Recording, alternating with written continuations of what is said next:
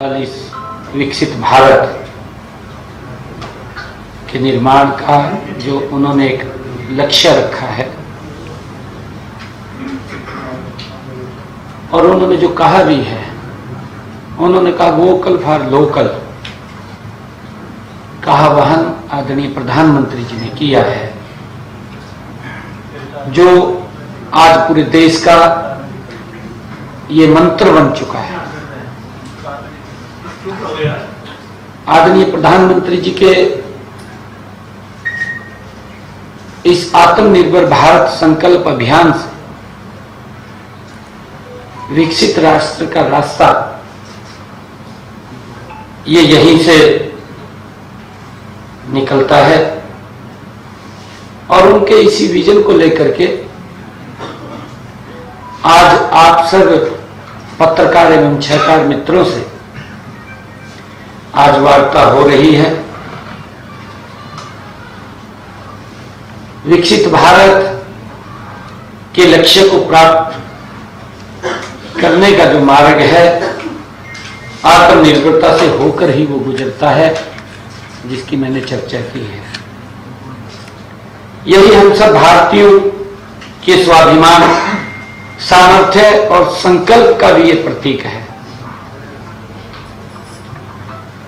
इस विजन को जन आंदोलन बनाने के लिए पूरे देश में आत्मनिर्भर संकल्प अभियान वो चलाया जा रहा है। यह अभियान 25 सितंबर 2025 से शुरू होकर के पंडित दीनदयाल उपाध्याय जी की जयंती से इसको शुरू करके 25 दिसंबर अटल बिहारी वाजपेयी जी की जयंती तक ये चलेगा। आज मैं आप सबके इस माध्यम से हरियाणा प्रदेश के 2,80,00,000 लोगों को यह विश्वास दिलाना चाहता हूं कि इस राष्ट्रीय महायज्ञ में हरियाणा अपनी अग्रणी भूमिका निभाएगा। स्वदेशी का विचार हमारे लिए नया नहीं है, यह हमारी स्वतंत्रता का आधार है। महर्षि दयानंद सरस्वती जी ने भी विचारों से लेकर 1905 में बंगाल के स्वदेशी आंदोलन हम सब जानते हैं और राष्ट्रपिता महात्मा गांधी जी के नेतृत्व में स्वतंत्रता संग्राम तक स्वदेशी ने हमेशा आत्मनिर्भरता का मार्ग दिखाया है।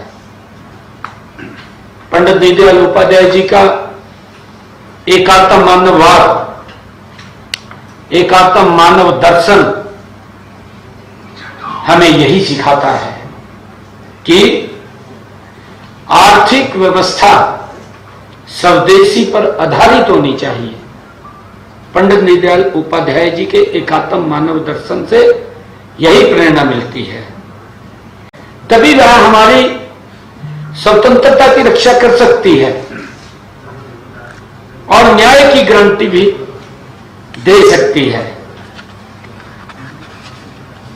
आज देश के यशस्वी प्रधानमंत्री नरेंद्र मोदी जी के नेतृत्व में उस गौरवशाली परंपरा को आगे बढ़ा रहे हैं। हमारा लक्ष्य भारत को विकसित राष्ट्र बनाना है। यह तभी संभव है जब अपनी जरूरत की हर चीज हम खुद बनाएं। ये तभी संभव हो सकता है। आत्मनिर्भर भारत संकल्प अभियान ये 3 स्तंभों पर आधारित है। ये है स्वदेशी नंबर 1। नंबर 2 स्वभाषा, नंबर 3 स्वभूषा। ये हमारा जो आत्मनिर्भर भारत संकल्प अभियान है, ये 3 स्तंभों पर आधारित है, स्वदेशी, स्वभाषा और स्वभूषा। स्वदेशी से अभिप्राय है कि भारत में ही वस्तुओं का उत्पादन और उपयोग करना। जो हम अपनी वस्तु का उत्पादन करते हैं उसी को ही हम उपयोग करें। और इस दिशा में अब तक देश में स्टार्टअप की संख्या 1,60,000 हो गई है। 1,60,000 हमारे स्टार्टअप्स हमारे देश में हो गए हैं। पिछले दिनों इसरो ने भारत की पहली जो स्वदेशी सेमीकंडक्टर चिप विक्रम 32 विकसित की है। आज भारत दुनिया का दूसरा सबसे बड़ा मोबाइल निर्माता ये बन गया है। दुनिया का दूसरा सबसे बड़ा मोबाइल निर्माता भारत है। मुद्रा और पीएलआई योजनाओं द्वारा एमएसएमई और निर्माताओं को दिए गए सहयोग से हमारी स्वदेशी विनिर्माण क्षमता बहुत बड़ी है। हम सब जानते हैं हमारा कुल निर्यात आज $825 बिलियन तक पहुंच गया है। मित्रों, स्वभाषा का अर्थ हमारी भारतीय भाषाओं और ज्ञान प्रणालियों को बढ़ावा देना है। भारतीय भाषाओं में प्रशासन को संचालित करने के उद्देश्य से केंद्र सरकार ने एक नया अनुभाग तैयार किया है, स्थापित किया है। और नई शिक्षा नीति देश की गुरुकुल शिक्षा प्रणाली को फिर से जीवित कर रही है। यह त्रिभाषी शिक्षा को बढ़ावा दे रही है। अब एमबीबीएस, इंजीनियरिंग तथा विज्ञान के विषय भारतीय भाषाओं में पढ़ाए जा रहे हैं। और इसी प्रकार स्वभूषा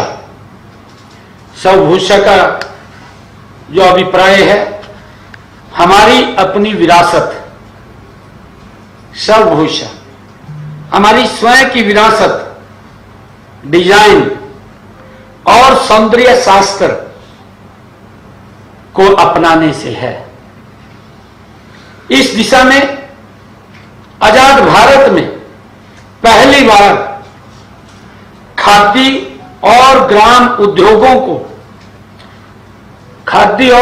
उद्योगों का कारोबार 1,70,000 करोड़ रुपए पार हो गया है।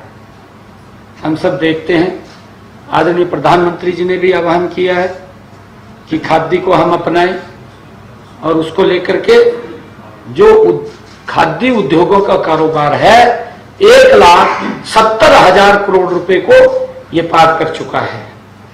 पिछले 10 वर्षों में इसके उत्पादन में 315% और बिक्री में 400% की वृद्धि हुई है। उत्पादन भी बढ़ा है और बिक्री भी बढ़ी है। स्वदेशी हमारा अपना स्वयं का कपड़ा खादी, उसके अंदर वृद्धि दर्ज की गई है। और आदरणीय प्रधानमंत्री जी ने जो आह्वान किया था कि एक जिला एक उत्पाद योजना से देश के 750 से भी अधिक जिलों में 1200 से अधिक उत्पादों की पहचान भी हुई है। और इन उत्पादों की बिक्री ऑनलाइन प्लेटफार्मों पर 2000 करोड़ रुपए से भी अधिक पहुंच गई है। जहां पर भी इनको पॉइंट्स दिए गए हैं, जो प्लेटफॉर्म्स के ऊपर ये बिक्री होती है, 2000 करोड़ रुपए से भी ज्यादा इसकी बिक्री पहुंच गई है।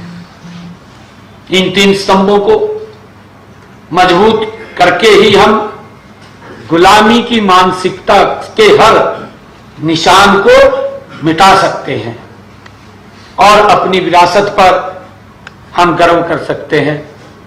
आदरणीय प्रधानमंत्री जी ने कहा है कि हमें अपनी विरासत पर गर्व करना चाहिए। हमारे पास जो कुछ है उसके ऊपर गर्व करें। अगर मेरे पास जो घड़ी है, जो घड़ी के ऊपर गर्व करना चाहिए। किसी का महल देख करके गर्व नहीं होना चाहिए। आदरणीय प्रधानमंत्री जी के जो उनका विजन है, उनका संकल्प है कि भारत के लिए आत्मनिर्भरता सिर्फ एक कल्पना नहीं है। आदरणीय प्रधानमंत्री जी ने कहा बल्कि एक हकीकत है। यह आदरणीय प्रधानमंत्री जी का संकल्प है जो आज जमीन पर उतरता हुआ दिखाई दे रहा है गति से। मैंने इसकी चर्चा की है। माननीय प्रधानमंत्री जी के नेतृत्व में पिछले 11 वर्षों में भारत ने हर क्षेत्र में अभूतपूर्व प्रगति की है। अगर हम देखें बारीक से बारीक, अगर कहीं कोई वस्तु के ऊपर नजर डाले, उसमें भी एक बड़ा बदलाव इन 11 वर्षों में आदरणीय नरेंद्र मोदी जी के नेतृत्व के अंदर दिखाई दे रहा है। आज मजबूत और सशक्त भारत आज दुनिया के सामने ये मजबूती से खड़ा हुआ दिखाई दे रहा है। आज भारत का रक्षा निर्यात की अगर हम बात करें, आज भारत का रक्षा निर्यात 34 गुना बढ़ा है। 34 गुना इन्हीं 11 वर्षों के अंदर आदरणीय मोदी जी के नेतृत्व में। जो लोग इधर उधर की बात करते थे,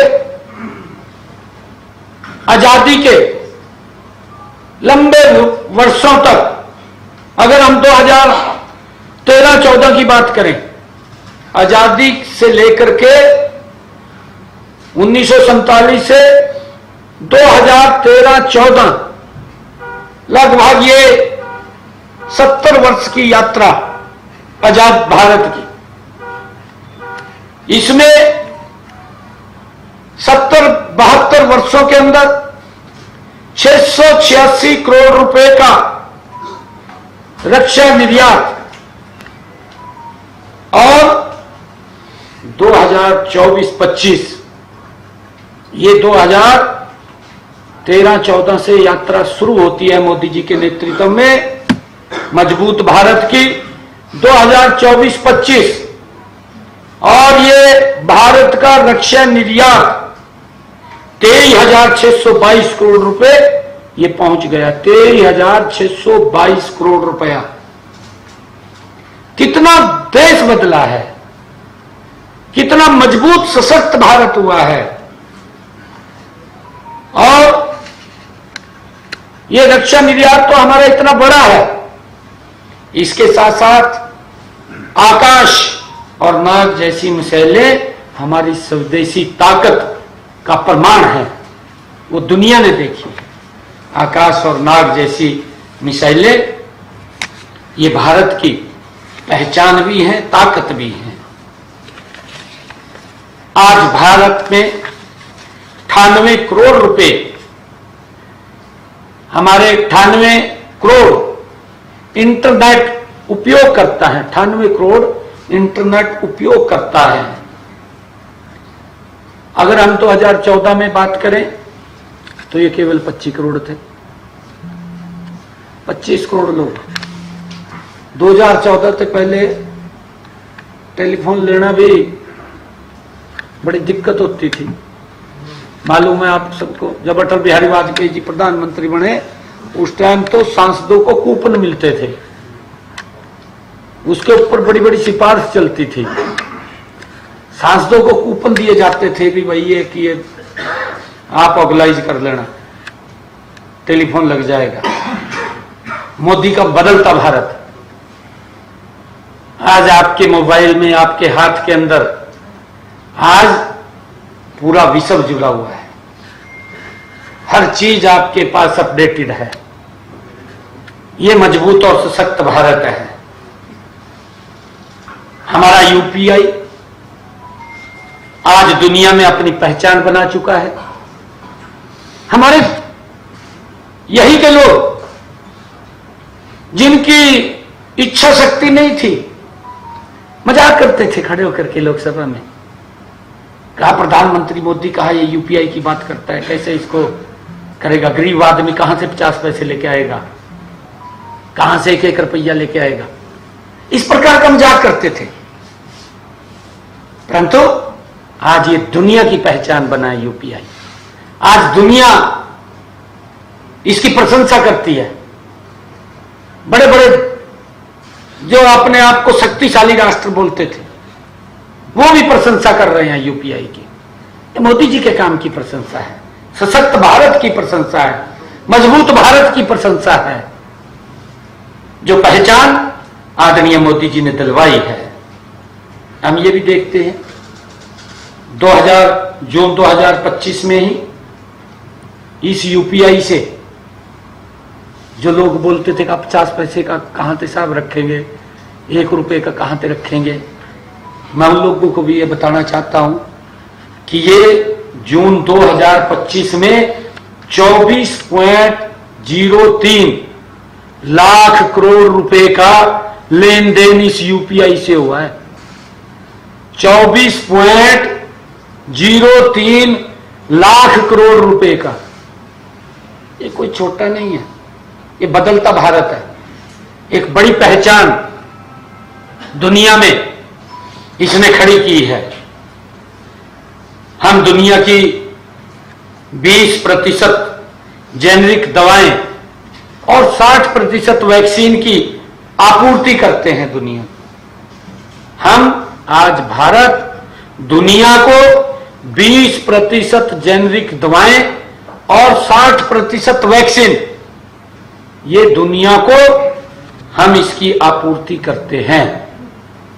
आज अमेरिका में 40%, ब्रिटेन में 25% दवाएं भारत से जाती हैं, भारत से जाती हैं। देश में बिकने वाले 99.20% मोबाइल मेड इन इंडिया है। पूरी देश में बिकने वाले 99.20%, 100% हो गया। एक अद्धा कोई बाहर चला गया, वो उस के अंदर जाकर वहां से खरीद ले, भी मैं अमेरिका से ले खरीदेगा भाई, अपनी शान के लिए, अपनी शान के लिए भाई मैं अमेरिका से खरीद कर लिया। दिखाना पड़ता है ना, पहले तो दिखाते थे ना, कहा जी अमेरिका की चीज है। गांव में तो लोग देखते थे, फिर इकट्ठे होगा भी अमेरिका से ले आ भाई, देखो शुरू कैसी है यार, देखते थे। परंतु आज 99.20 लगभग 100% हर व्यक्ति के हाथ में आज मेड इन इंडिया मोबाइल है।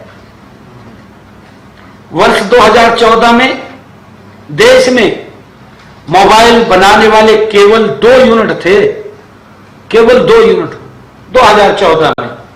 अब इनकी संख्या 300 से भी अधिक हो गई है। 300 से ज्यादा मोबाइल मैन्युफैक्चरिंग यूनिट भारत में खड़े हो गए हैं। आज हम देख रहे हैं आदरणीय मोदी जी के नेतृत्व में मंगलयान से लेकर के चंद्रयान 3 तक और आदित्य L1 गगनयान जैसे मिशनों ने दुनिया में भारत का डंका बजाया है। आप देख रहे हैं हमारा साउथ पोल के ऊपर भी चंद्रयान 3 उतरा है और आदित्य L1 जो सूर्य की परिक्रमा वो कर रहा है। दुनिया आज भारत के इस डंके को देख रही है। आज 200 से अधिक स्पेस स्टार्टअप भारत में है। 200 से अधिक स्पेस स्टार्टअप भारत में है और वैश्विक स्पेस इकोनॉमी में हमारी हिस्सेदारी 2030 तक 8% करने का लक्ष्य ये हमने रखा है। आज नवीनीकरण क्षमता में चौथे और सौर ऊर्जा में तीसरे और पवन ऊर्जा में चौथे स्थान पर है भारत। आज नवीनीकरण ऊर्जा में चौथे दुनिया में, सौर ऊर्जा में तीसरे और पवन ऊर्जा में चौथे स्थान पर है।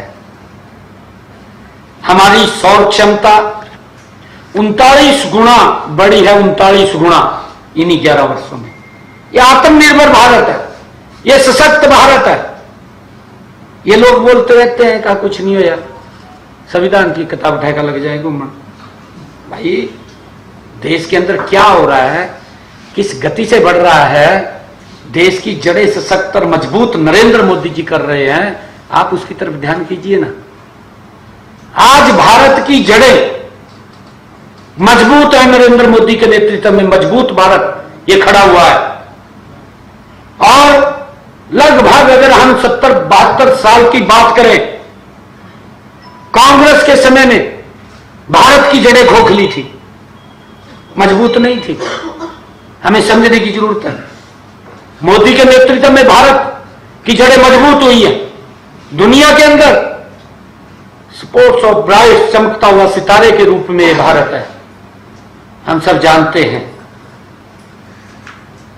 ये सारे आंकड़े, और मैं ये भी बताना चाहूंगा कि हमारी 10 करोड़ बहनें स्वयं सहायता समूहों के माध्यम से, 10 करोड़ बहनें स्वयं सहायता समूहों के माध्यम से सशक्त हुई है, मजबूत हुई है।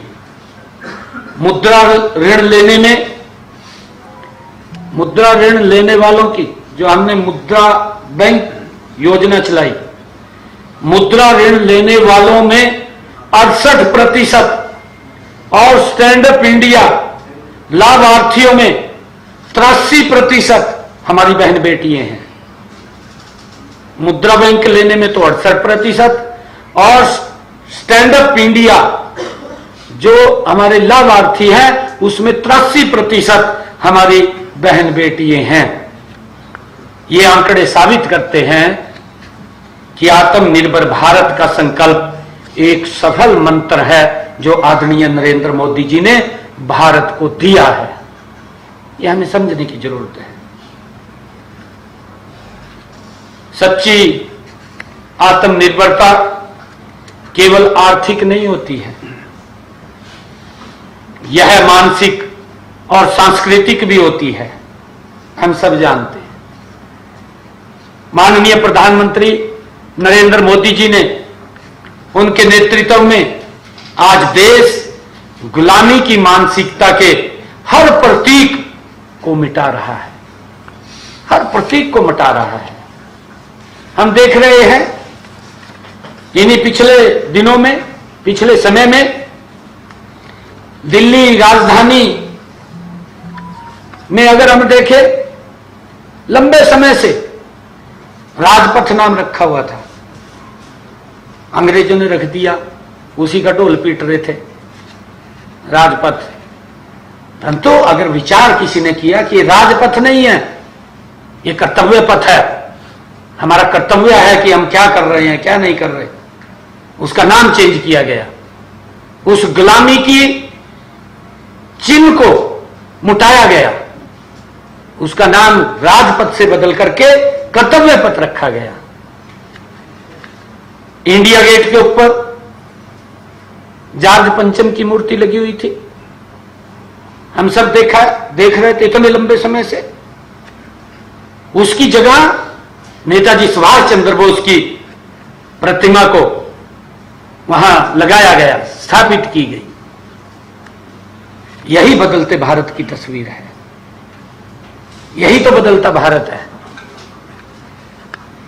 भारतीय नौसेना की अगर बात करें भारतीय नौसेना में के ध्वज से सेंट जॉर्ज क्रॉस को हटा करके छत्रपति शिवाजी महाराज की मुहर से प्रेरित चिन्ह वहां अपनाया गया है। वो भी एक गुलामी की जगह थी। यह हमारे स्वाभिमान का प्रतीक है। हम देखते हैं आईपीसी और सीआरपीसी जैसे गुलामी के दौर के कानूनों की जगह भारतीय न्याय, नागरिक सुरक्षा, साक्षर संहिता का आना एक ऐतिहासिक कदम है। ये भी अंग्रेजों के समय के कानून थे। सीआरपीसी, आईपीसी, इनको खत्म किया गया अभी आपके सामने। अंग्रेजों ने तो अपने सुविधा के अनुसार बनाए थे कि कोई उनके खिलाफ अगर कोई बोलेगा उनको अड़जाए देंगे, जेल में डाल देंगे, बिना बात के डाल देंगे, डाल देते थे। और अब तक उसी को ठाए फिर रहे थे। विचार नहीं हुआ आजादी के बाद कि इनको बदला जाए। अगर विचार हुआ, नरेंद्र मोदी जी के नेतृत्व में विचार हुआ और उनको बदल दिया गया। हम देखते हैं हमारी सांस्कृतिक जो धरोहर है, अयोध्या में भव्य श्री राम मंदिर का निर्माण कितने लंबे समय से यही निर्णय नहीं कर पा रहे थे। राजनीतिक इच्छा शक्ति थी, कहीं मेरे वोट खराब ना हो जाए, मेरे वोट न कट जाए, उनमें सेंध न लग जाए। इस प्रकार के ये सामने वोट को रख करके राजनीति करते थे, देश को रख करके नहीं। कांग्रेस देश को आगे रख करके राजनीति नहीं करती थी, वोट को आगे सामने रख करके राजनीति करती थी। मोदी जी देश को सामने रख करके राजनीति करते हैं और उसका परिणाम है कि अयोध्या में भव्य श्री राम मंदिर का निर्माण हो रहा है। ये उसी का परिणाम है। काशी विश्वनाथ कॉरिडोर का जीर्णोद्धार हुआ है, ये उसी का परिणाम है। उज्जैन में महाकाल लोक का निर्माण हुआ है, ये इसी का परिणाम है। केदार का पुनर्निर्माण हुआ है, केदार बाबा का, ये इसी का परिणाम है। ये हमारी सांस्कृतिक विरासत का पुनः जीर्णोद्धार है।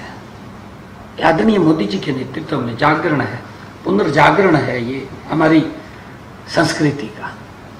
अगर हम हरियाणा के अंदर देखें, कुरुक्षेत्र के अंदर अनुभव के अंदर 250 करोड़ रुपए की लागत से उसका जीर्णोद्धार हुआ है। हमारी जो सांस्कृतिक विरासत है उसका पुनर्जागरण करने का काम आदरणीय मोदी जी ने इन 11 वर्षों में किया है। यही सशक्त भारत है, आत्मनिर्भर भारत है, मजबूत भारत है। आत्मनिर्भर भारत संकल्प अभियान हरियाणा प्रदेश अपनी पूरी शक्ति के साथ योगदान देगा। हरियाणा की धरती परिश्रम और उद्यम की धरती है, हम सब जानते हैं। जय जवान जय किसान के साथ साथ जय विज्ञान। आदरणीय प्रधानमंत्री जी ने कहा, जय अनुसंधान को चरितार्थ करने में हरियाणा हमेशा आगे रहेगा। हमने इस अभियान को हरियाणा के हर गांव, हर शहर तक पहुंचाने के लिए एक विस्तृत रूपरेखा हमने तैयार की है। अगले महीने हरियाणा के सभी जिलों में और नवंबर-दिसंबर में सभी मंडलों में आत्मनिर्भर भारत संकल्प सम्मेलन आयोजित किए जाएंगे। इनमें हम अपने स्थानीय कारीगरों, शिल्पकारों, उद्यमियों और किसानों को सक्रिय रूप से हम इन सम्मेलनों में शामिल करेंगे। हम व्यापारी सम्मेलन, एमएसएमई उद्योगपति सम्मेलन और विशेषकर कॉलेजों में युवाओं के साथ संवाद के लिए संकल्प सेमिनार आयोजित करेंगे। हमने ये एक बड़ा प्रोग्राम बनाया है। पूरे प्रदेश में एक आत्मनिर्भर भारत संकल्प रथ यात्रा निकाली जाएगी। एक आत्मनिर्भर भारत संकल्प रथ यात्रा भी निकाली जाएगी। हमने उसका पूरा चार्ट तैयार किया है। पूरा जैसा मैंने कहा है कि 25 नवंबर पंडित दीनदयाल उपाध्याय जी की जयंती से लेकर के 25 दिसंबर अटल बिहारी वाजपेयी जी की जयंती तक आत्मनिर्भर संकल्प अभियान ये चलने वाला है, जो स्वदेशी का संदेश घर घर तक पहुंचाएगी। दिवाली और अन्य त्योहारों के दौरान हम सब मिलकर के विदेशी लाइट की जगह अपने यहां बने मिट्टी के दियों का हमने उपयोग करना चाहिए और इसके लिए लोगों को भी प्रोत्साहित करेंगे, लोगों को भी जनजागरण करेंगे, लोगों को भी जगाएंगे कि विदेशी लाइटें ना लेकर के अपने मिट्टी के बने हुए दिए उसका उपयोग करें। हम पूजा पंडालों में भी स्वदेशी उत्पादों को बढ़ावा देने के लिए स्टॉल और बैनर भी लगाए जाएंगे। हम संकल्प फॉर आत्मनिर्भर भारत, संकल्प फॉर आत्मनिर्भर भारत के लोगों को डिजाइन करके दुकानदारों और व्यापारियों को विकसित करेंगे ताकि वे इसे गर्व से अपने प्रतिष्ठानों में लगा सकें। मैं आप सब के माध्यम से हरियाणा के हर नागरिक से आह्वान करता हूं कि इस आत्मनिर्भर भारत संकल्प अभियान को एक जन आंदोलन बनाएं। मैं ये अपील करता हूं, ये आह्वान करता हूं। मैं किसान भाइयों से भी प्राकृतिक खेती अपनाने और फूड प्रोसेसिंग में आगे आने की अपील करता हूं। मैं ये कहना चाहता हूं किसान भाइयों से कि हम ज्यादा पेस्टिसाइड, ज्यादा खाद इसका उपयोग ना करें। आज इतनी आवश्यकता है उतना करें। हम पहले भी खेत के अंदर गोबर की खाद डालते थे, हमें उस तरफ बढ़ना चाहिए, प्राकृतिक खेती की तरफ बढ़ना चाहिए। क्योंकि मुझे तो स्वयं मालूम है, मैंने तो खेती किया है। मैं हर साल एक डीएपी का खाद का थैला 1 एकड़ में डालता हूं। बंजर तो बनाता है, परंतु उस साल तो वाहवाही करवा दे, परंतु आगा फूस हो जाएगा, कुछ नहीं है फिर। परंतु अगर आप दूसरी तरफ देखेंगे, अगर मैं अपने उसी एकड़ में 2 ट्राली देसी खाद की डालता हूं, वो 3 साल तक कंटिन्यूटी में लगातार उसका असर दिखाई देता है। कंटिन्यूटी में 3 साल तक, एक फसल में नहीं, 3 वर्षों तक लगातार उसकी फसल का, खेत की जो फसल उसके अंदर आएगी, उसके झाड़ का आपको अलग ही दिखाई देगा। कंटिन्यूटी 3 साल तक। अगर हम 2 की जगह 4 घेर दें, देसी खाद है, हमारी जमीन ताकतवर होगी। हम प्राकृतिक खेती, जो हम ये भाग दौड़ की तरफ बढ़ रहे हैं, उससे ज्यादा पैदावार हो जाएगी। परंतु हमने उस तरफ बढ़ना है। हमने ये भी अभी बजट के अंदर मैंने घोषणा की थी कि अगर कोई हमारा किसान 1 एकड़ प्राकृतिक खेती करेगा तो उसको गौ माता पालने के लिए 30,000 रुपए की सब्सिडी हम देंगे। हमने कहा था, यही कारण था। आत्मनिर्भर भारत, प्राकृतिक खेती, लोगों को हम ये भी देखते थे। मैं आज आपके बीच में बात कर रहा हूं क्योंकि मैंने अपनी आंखों से देखा है। एक समय था, हमारे जो श्रमिक भाई थे, मंडी के अंदर 1 क्विंटल की बोरी सिर के ऊपर उठाकर तड़े थे, ट्रक के ऊपर चढ़ जाते थे। आपको मालूम है, चढ़ जाते ना। और आज वो कम हो का 35 किलो की होगी, और 35 किलो की लेकर भी नहीं चढ़ सकते। उसके लिए भी वो लगा रखी है, और जेसीबी वाली, और जो चैन सिस्टम, पूरी चैन सिस्टम से चलाते हैं। तो कहीं ना कहीं दिक्कतें खड़ी हो गई हैं। हम किस तरफ बढ़ रहे हैं, हमें इसके ऊपर विचार करना होगा, इसके ऊपर सोचना होगा। ये कोई वैसा विषय नहीं है, ये दिल से जुड़ा हुआ विषय है और कहीं ना कहीं हमें विचार करना पड़ेगा। अरे हमारे पूर्वज हमें मजबूत देश छोड़ करके गए हैं, हम अपने बच्चों को क्या छोड़ करके जा रहे हैं? इसके ऊपर भी विचार करना होगा कि हम आने वाली पीढ़ी इस देश को कैसा दे करके जा रहे हैं। हमारा देश युवाओं का देश कहलाता है, हष्ट पुष्ट हमारे युवा हैं, परंतु हमने वही युवा जो हमारे पूर्वज दे करके गए इस भारत को, हमने वैसे ही युवा इस भारत को देने। यही आत्मनिर्भर भारत है, यही आत्मनिर्भर की कथा है, हमें इसको अपनाना होगा। मैं युवा साथियों से भी अनुरोध ये करता हूं कि आप नौकरी करने वाले नहीं, नौकरी देने वाले बने। स्टार्टअप और मुद्रा योजना ये आपके लिए ही है, जो आदरणीय प्रधानमंत्री जी ने इसको चालू किया है। मेरी माताओं और बहनों से भी अपील है कि आप स्थानीय कारीगरों द्वारा बनाए गए उत्पादों को ही खरीदें, खादी को अपने जीवन का हिस्सा बनाएं। मेरे व्यापारी मित्रों से भी मैं अपील करता हूं कि आप स्वदेशी उत्पाद बेचने का संकल्प लें। मेक इन इंडिया को make for the world, make in India को मेक फॉर द वर्ल्ड बनाने में अपनी बड़ी भूमिका अदा करें, बड़ी भूमिका अदा करें। हम सब मिलकर के यह संकल्प लें।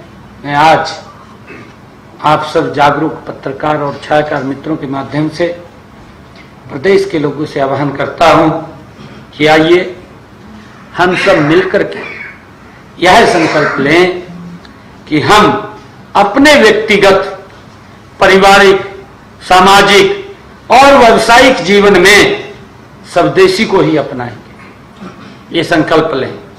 हम आत्मनिर्भर हरियाणा से आत्मनिर्भर भारत का निर्माण करेंगे।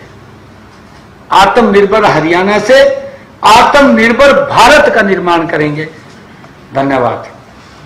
कोई भी साथी अपना सवाल पूछ सकता है, लेकिन निवेदन ये है कि एक करके पूछे। एक मिनट, मैं थोड़ा सा एक मिनट सीएम साहब कुछ और कहना चाहते हैं। जी चलिए पूछिए। सवाल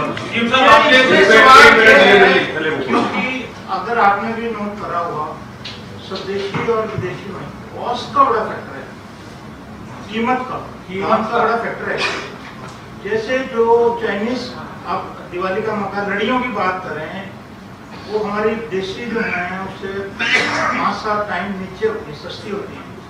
ये जो हमारे व्यापारी या जो MSME वाले हैं, इनसे कोई आह्वान करेंगे कि कॉस्ट को कॉस्ट इफेक्टिव बनाएं, क्योंकि कॉस्ट का एक आम जन के लिए बड़ा प्रभाव है। देखिए, मैं ये कहना चाहूंगा, आपने अच्छी बात कही है। आदरणीय प्रधानमंत्री जी ने संकल्प लिया कि हम दुनिया की तीसरी मजबूत आर्थिक इकोनॉमी बनेंगे। ये प्रधानमंत्री जी ने संकल्प लिया, ये वैसे नहीं खड़ा हुआ, आपके सामने है। इन 11 वर्षों के अंदर भारत दुनिया की चौथी मजबूत आर्थिक इकोनॉमी खड़ा हो गया, आपके सामने चौथे स्थान के ऊपर आ गया। परंतु इसको तीसरे स्थान पर लाने के लिए आत्मनिर्भर भारत के रास्ते के ऊपर हमें चलना पड़ेगा। जो हमारे प्रोडक्ट, हमारे लोकली प्रोडक्ट होते थे, आज वो गायब हो गए, आपके सामने है।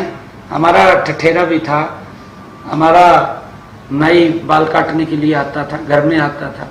हमारे परंपरागत काम थे, टोकरी बनाते थे आकर के घर में, अब दिखाई नहीं देते। अब चाइनीज से कहा 2 रुपए की है, ये ले लो। हमारा लड़ा तो फ्री में बना जाता नहीं बना जाता, भूल गया हम उसको। हमने अपने प्रोडक्ट के ऊपर विश्वास करना चाहिए।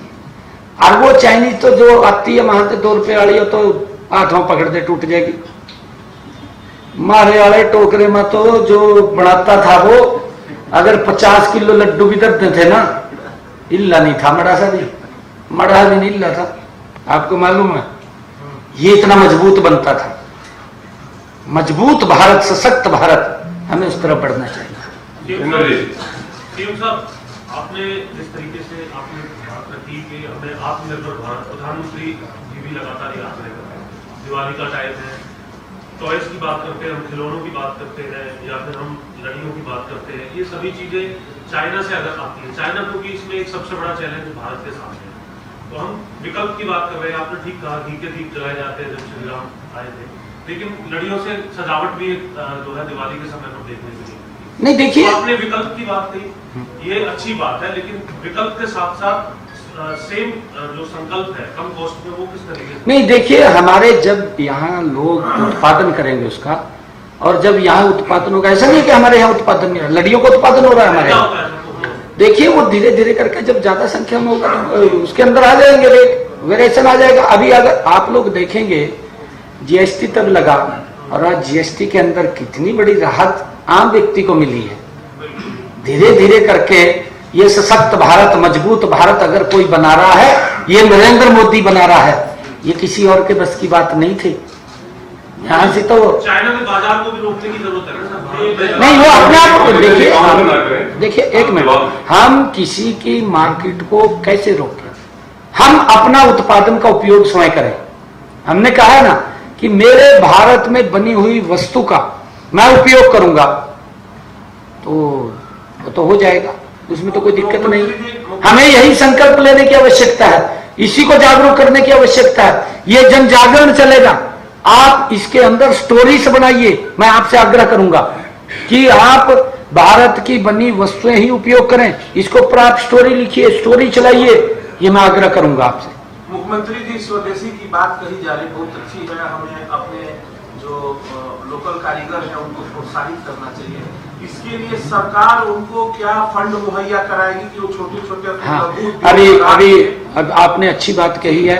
मैंने मुद्रा बैंक की योजना की बात करी है। मैंने आदरणीय प्रधानमंत्री जी ने भगवान विश्वकर्मा कौशल योजना 13,000 करोड़ रुपया उसके लिए दिया। अभी मैंने इसी सेवा पखवाड़ा के अंदर जो 17 सितंबर से आदरणीय प्रधानमंत्री जी के जन्मदिन से लेकर के ये गांधी जयंती 2 अक्टूबर तक चल रहा है, इसी सेवा पखवाड़ा में एक दिन मैंने उन श्रमिकों को जिन्होंने ये ट्रेनिंग लिया था, जिनको एक किट दी गई थी, जितने दिन उन्होंने ट्रेनिंग लिया प्रतिदिन 500 रुपए के हिसाब से उनको दिया, और जब वो ट्रेनिंग करके घर वापस आए तो उनको एक मुफ्त में टूल किट दी। टूल किट देने के बावजूद मैंने उनको 5,000 रुपए का उनके खाते में एक टॉपअप डाला, आपके सामने अभी डाला। ये हमारी सोच है कि हम किस प्रकार से जो परंपरागत काम करने वाले लोग हैं उनको कैसे सशक्त और मजबूत किया जाए, ताकि वो लोकल प्रोडक्ट का उत्पादन करें और हमारे लोग उस प्रोडक्ट को खरीदे, तभी तो आत्मनिर्भर भारत बनेगा। उसके लिए सरकार काम कर रही है। सर, एक जिला एक उत्पाद में हरियाणा कैसे आगे बढ़ रहा है? नहीं, देखिए, हमारे हर जिला के अंदर अपना एक उत्पाद है। अभी अगर आप देखेंगे, मैंने जो बजट के अंदर घोषणा भी की थी, हमने हरियाणा के अंदर कुछ ये सेंटर्स बनाए हैं। अपने एक हमने गुआवा हिसार के अंदर, किन्नू का हमारा एक्सीलेंस सेंटर सिरसा के अंदर, और हमारा यहाँ लीची का हमने अंबाला के अंदर, हमने 4 सेंटर्स ये बनाए हैं। और हमारे यहाँ पर मैं आपको बताना चाहता हूँ, एक गन्नौर के अंदर जो अंतर्राष्ट्रीय हॉर्टिकल्चर मंडी है, उस मंडी के अंदर हमारे यहाँ पर जो किसान उत्पादन करेगा, धान और गेहूं का ही उत्पादन करता है, उसकी तरफ अगर दूसरी तरफ बढ़ेगा, वो एक बहुत बड़ी मार्केट उसको यही उपलब्ध हो रही है। और उसके लिए मैंने अभी पिछले दिनों जो प्राकृतिक खेती को लेकर के ऑर्गेनिक मंडियां और उसके अंदर विद लैब मैंने हिसार में अभी घोषणा की थी। एक हिसार में ऑर्गेनिक मंडी बनेगी, वहां पर सब्जी की बनेगी, और गुरुग्राम के अंदर ऑर्गेनिक मंडी अनाज की बनेगी। अगर कोई व्यक्ति अपना ऑर्गेनिक अनाज भी उत्पादन करता है तो लेबोरेटरी के अंदर टेस्ट होगा। उन दोनों में लेबोरेटरी के लिए भी कहा, और काम चल रहा है उनके ऊपर, तो अपने उत्पादन को वहां अच्छे दाम के ऊपर बेच सके। अगर किसी को ये पता चल जाए कि ये ऑर्गेनिक है, लाइन लग के लेते हैं लोग, लाइन लग के लेते हैं। अरे राम जी, कमल जी एक मिनट पहले वो पूछ लें। सीएम साहब, अभी देखा गया केंद्र सरकार के मंत्री हैं अश्विनी वैष्णव और धर्मेंद्र प्रधान जी ने जोहो के ऐप को सरकारी कामकाज में शामिल किया। किसको? जोहो अच्छा, माइक्रोसॉफ्ट की जो व्हाट्सएप है उसकी जगह अराताई उन्होंने धर्मेंद्र प्रधान ने उसके लिए फिट किया, और दूसरा जो उनका जोहो शो है जो पावर पॉइंट प्रेजेंटेशन देता है उसको अश्विनी वैष्णव जी ने किया। क्या हरियाणा सरकार भी इस तरह के स्वदेशी ऐप को बढ़ावा देगी जिससे लोगों में जागरूकता फैले कि जो तकनीक है जो हम इंपोर्ट कर रहे हैं बाहर से वो भारत की तकनीक का इस्तेमाल करें? बिल्कुल आपने ये बात ठीक कही है, क्योंकि जो भी हमारी भारत में बनी हुई, चाहे वो कोई सॉफ्टवेयर है, कोई ऐप है, या कोई और ऐसा सॉफ्टवेयर है जिसका उपयोग हम करते हैं, हम क्यों ना उसका उपयोग करेंगे, हमें करना चाहिए। आज इसी सेवा पखवाड़ा के तहत मैंने जो हमारी रजिस्ट्री भी थी उस रजिस्ट्री को भी मैंने फेसलेस कर दिया। अब किसी व्यक्ति को रजिस्ट्री कराने के लिए आज पूरे प्रदेश में लागू हो गया है। किसी भी व्यक्ति को अब रजिस्ट्री कराने के लिए तहसील में चक्कर नहीं काटने पड़ेंगे। अपने मोबाइल के ऊपर हमने उसका पूरा सॉफ्टवेयर बना दिया है, अपनी जानकारी भरेगा और उसके मोबाइल के ऊपर मैसेज से सूचना आ जाएगी कि आप इस दिन आकर के अपनी फोटो तरवा लें। सिर्फ वो जो परचेजर है, सेलर है, ग्राइंडर है जो गारंटी देगा, वो 3 लोग जाएंगे, फोटो तरवाएंगे, वहीं पर कॉपी रख दी, डिजिटल साइन होंगे, साइन करके घर आ जाएंगे और उसको वहीं पर उसके हाथ में एक कॉपी निकाल करके रजिस्ट्री की दे दी जाएगी। ये इतना बड़ा एक चेंज, बड़ा चेंज जी। सवाल है कि दिवाली आने वाली है, पराली की घटनाएं बढ़ जाती हैं, इस बार किस तरह से आप इस चुनौती को ले रहे हैं और क्या कारगर जमीन पे कदम उठाए जाए? नहीं, देखिए, मैं अपने प्रदेश के किसानों का दिल से धन्यवाद करता हूं कि हमने जो योजना चलाई थी, हमने कहा था कि हम किसान पराली न जलाए उसके लिए 1000 रुपए देंगे, परंतु इस बजट के अंदर मैंने उसकी घोषणा की कि हम 1200 रुपए देंगे। हमने 200 रुपए और बढ़ाया। हमारा कोई किसान उसके अंदर सहयोग कर रहा है, कोई भी किसान वो पराली नहीं जला रहा। हम 1200 रुपए तो हम दे रहे हैं, हम उनको सब्सिडी के ऊपर इंस्ट्रूमेंट भी दे रहे हैं, रेपर है, बिल्लर है, वो भी हम दे रहे हैं ताकि वो उसको ब्लॉक बना करके अपना जो हमारे बिजली संयंत्र लगे हैं उनमें जाके बेच सके। अभी हमारे यहाँ पर जो डिस्ट्रिक्ट और बच्चे उनके अंदर भी ये बिजली संयंत्र लगेंगे, उसके लिए भी हम गति से काम कर रहे हैं ताकि कोई किसान पराली न जलाए, उसके अंदर सहयोग कर रहे हैं, नहीं जलाएंगे। बहुत अच्छी रेटिंग उस ऐप पर आ रही है और लाखों लोगों ने, महिलाओं ने डाउनलोड किया है, बहुत सारे सेक्टर रजिस्ट्रेशन भी उस पर हो रहे हैं, पंजीकरण। लेकिन विपक्ष जो है अपनी इसको लेकर सवाल उठा रहे हैं, वो कह रहे हैं कि बहुत सारी शर्तें हैं, बहुत पेचीदा है, सबको देने का वादा किया था लेकिन अभी बहुत शर्तें लगाकर बहुत थोड़े से लोगों को दे रहे हैं। मरा पड़ा विपक्ष क्या कहेगा, क्या कहेगा, कुछ नहीं बोल सकता है। अभियान चल रहा है, उस स्वदेशी के अंदर कोई ऐसी भी योजना है पार्टी की, संगठन की, कि स्वदेशी चीजें कौन सी है और विदेशी चीजें? हाँ, बिल्कुल उसकी लिस्ट बनी है, उसकी लिस्ट बाकायदा बनी है, स्वदेशी कौन सी है, विदेशी कौन सी है, क्योंकि बहुत सारे लोगों को ये पता ही नहीं चलता कि हम देसी खरीद रहे हैं विदेशी खरीद रहे हैं। बाकायदा हमने दुकानदारों से भी आग्रह किया है कि आप देसी और विदेशी की अलग अलग आप लिस्ट भी लगाएं, उसकी बाइफरकेट करें। कल रात को एशिया कप जीता इंडिया और मोहन सिंह किदवई से ट्रॉफी नहीं ली, उस पर बहुत विवाद हो रहा है, तो विवाद को कैसे देख रहे हैं? भाई मैं तो बधाई देता हूँ, विवाद तो कोई नहीं है, तो चल रहा है। मैं तो बधाई देता हूँ कि हमारा चाहे खेल का मैदान हो और चाहे युद्ध का मैदान हो, दोनों जगह हमारा जवान भी और हमारा खिलाड़ी भी नंबर 1 के ऊपर आता है। मैं बधाई देता हूं उनको। अच्छा सीएम साहब, ये जो लाडो लक्ष्मी योजना, इसको लेकर पंजाब के नेता जो है आम आदमी पार्टी के सवाल उठा रहे हैं। वो कह रहे हैं कि इतना क्राइटेरिया मुश्किल है, हम देंगे तो 1100 रुपए प्रति माह हर महिला को देंगे, कोई क्राइटेरिया नहीं होगा। दिया तो अब तक नहीं है। ये तो चुनाव आने वाले हैं, ये तो कभी न्यू लग जाएगा क्या ना भी मैं 10 लाख रुपए उसके दूंगा। ये तक तो वो उसमें गमा रखे थे बेचारे लोग, क्या खोल रखे थे वो मुल्ला क्लिनिक में घूम रहे थे। तक तो जब इलेक्शन आ गया टीम कहा 10 लाख रुपए देंगे, तो करांगे ना साहब, पंजाब वाले करने वाले हैं साहब। जी जी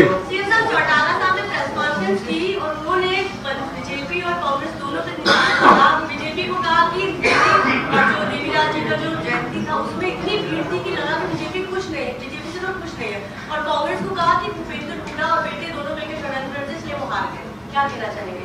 नहीं मानो क्यों दुखी होंगे। चौधरी देवीलाल जी की जयंती हो, अच्छा है, जितने लोग आए हैं अच्छा है, हमें कोई उसके अंदर वो नहीं है। वो तो छोटी सोच की उनकी बात है, ऐसी बात नहीं उन्हें करनी चाहिए। दुखी हो जाए, हम दुखी क्यों होंगे? आरोप लगते हैं बी टीम है, कौन है बी टीम आपकी इनमें से विपक्ष वाली जो है?